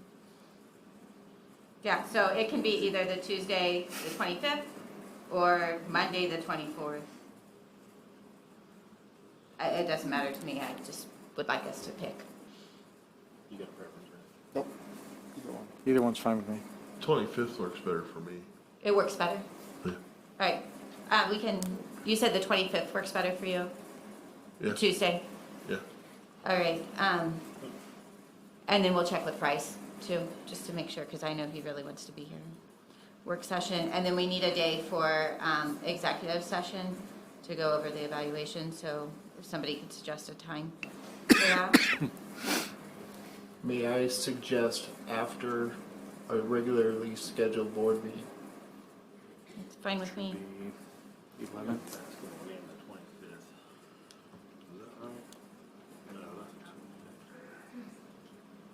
So there's after the 11th? Yeah.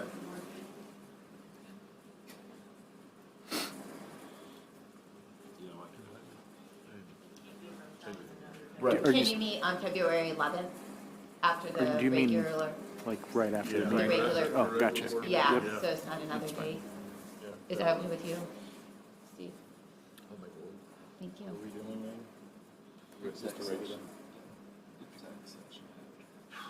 Is that good for you, Mike? The 11th, yep. So I'm just gonna We're say here it so I know it. Yeah, right. February 11th, after the regular board meeting, we're gonna stay and in executive session. And then February, somebody else tell me what day is work session in February. 25th at 6 o'clock. Got it. Thank you. That's what I have written down, so that's great. All right, anything else? Do you have anything else? Since you're gonna be here so late, would you like me to have some dinner for you? Becky could whip something up for you. Would that work? Be okay? Yeah? Okay. I can do that. Thank you. Thanks, Teresa. Anybody else? Are we good? Thanks for spending some time here. Enjoy your evening. He's retired, right? I don't know why he's got. What's he got going Monday? He got house again. Tuesday,